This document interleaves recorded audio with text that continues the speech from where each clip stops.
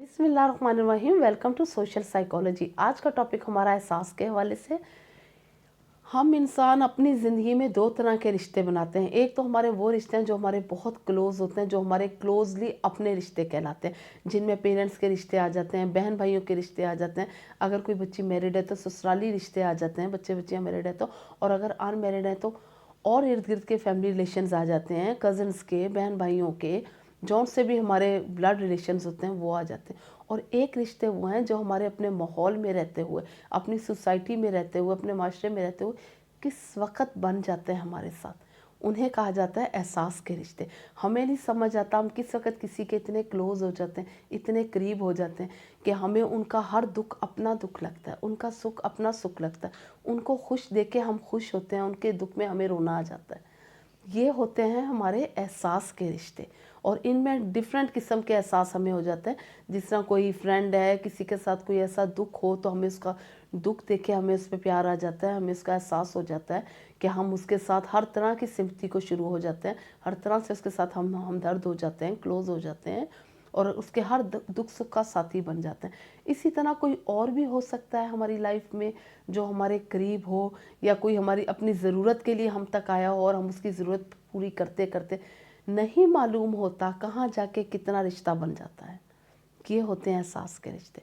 जैसे अब हम लोग जब बच्चियों को पढ़ाते हैं, लिखाते हैं, तो हम बच्चियों की मोस्टली फैमिलीज़ में ये होता है बहुत कंजर्वेटिव तरह से उनकी परवरिश की जाती है। बहुत ज़्यादा उनको अपने घर के अंदर रहना सहना बिल्कुल क्लोज होकर सिखाया जाता है कि नहीं, आपने किसी से बात नहीं करनी, आपने निकलना नहीं, आपने ये नहीं करना, आपने वो नहीं करना।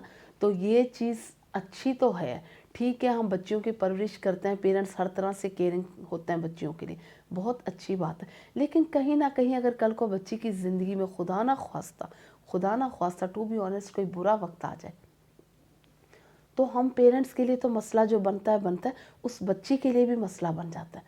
हम बहन भाई बड़े दावे कर रहे होते हैं। अभी मेरे अपना भी एक बहुत अच्छी मेरी फ्रेंड का वाक़या है कि ऐसी उसकी शादी हुई तो उसके थोड़े अरसे बाद ही उसके हस्बैंड की डेथ होगी।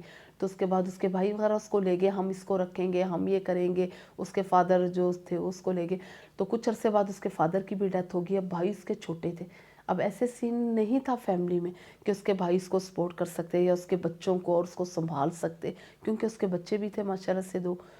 तो ऐसे में उसका दोबारा से अपनी लाइफ को रीस्टार्ट करना, स्टैंड बाय होना, अपने बच्चों को देखना बहुत मुश्किल हो गया था। तो इसीलिए जब हम अपनी बच्चियों की परवरिश कर रहे होते हैं तो थोड़ा सा इस चीज़ को ज़रूर देखें कि अपनी बच्चियों को इतना मजबूत ज़रूर करें, पढ़ाएं लिखाएं, इतना कॉन्फिडेंस और एतमाद ज़रूर दें कि कल को उन पर कोई बुरा वक्त आए तो वो अपने आप को खुद भी स्टैंड बाय कर सकें। ऐसा ना हो, क्योंकि मोस्टली होता है जब हम इतने ज़्यादा बच्चियों के लिए होके सोच रहे होते हैं, पोजेसिव होके सोचते हैं, मैं भी कल को हमारी ज़िंदगी ना रहे, हम उनको सपोर्ट करने वाले ना रहें। ये तो रब के हाथ में है ना, ज़िंदगी मौत तो। हम ना रहें तो कौन उनको देखेगा, कौन उनको संभालेगा। तो इसी सोच की वजह से थोड़ी सी कोशिश करें कि बच्चियों को भी अपने आप में अपनी ज़िंदगी को स्टैंड बाय करने के लिए कॉन्फिडेंस दें, उनको पढ़ाई लिखाई के साथ साथ उनको स्टैंड बाय करना भी सिखाएं। और दूसरी चीज़ ये, आज के टॉपिक में हम आपसे सबसे ज़्यादा कहेंगे कि जब हम छोटे होते थे तो हमें कहा जाता था कि खुदा से हमेशा खैर मांगो, रब से अल्लाह ताला आपको शफा दे, वबा ना दे। कहो अल्लाह काम हो आराम ना हो, नींद हो बेमकसद सुस्ती ना हो। यानी हमें इस तरह से समझाया जाता था, लेकिन हम लोग उस वक्त इन चीज़ों को इतना सीरियस नहीं लेते थे।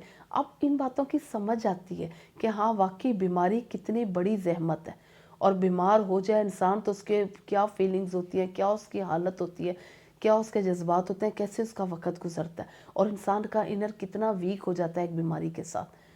तो यही है ना कि रब से हमेशा खैर मांगो। और हमें, मुझे याद है हमारे बुजुर्ग कहा करते थे कि रब से पैसा वो मांगो जो आपका डॉक्टरों पे तबीबों पे ना लगे। हमेशा आपसे रब से वो पैसा मांगो जो आपका मेहमानों पे लगे, आपका दस्तरखानों पे लगे, खुदा की मखलूक के रास्ते में लगे। आपके घर का अल्लाह ताला दस्तरखान इतना वसी करे कि इंसान तो इंसान, घर के परिंदे भी ना खाली जाएं, उनको भी ना भूख हो आपके घर से, वो भी आए तो उनके भी पेट भर जाए, आपके घर में इतना राशन मौजूद हो। तो ये बात होती है एहसास की। ये जो परिंदे हवाई चीज़ें हैं, हवा में उड़ी फिरती हैं, इनका एहसास जब हम करने लग जाते हैं, ये भी एक एहसास का ही रिश्ता है। जब हम इनका पेट भरते हैं तो हमारा पेट भी खाली नहीं रहता। اپنا بہت خیال رکھیے گا، ہمارے چینل کو سبسکرائب کیجیے گا۔ گاڈ بلیس یو آل، جزاک اللہ۔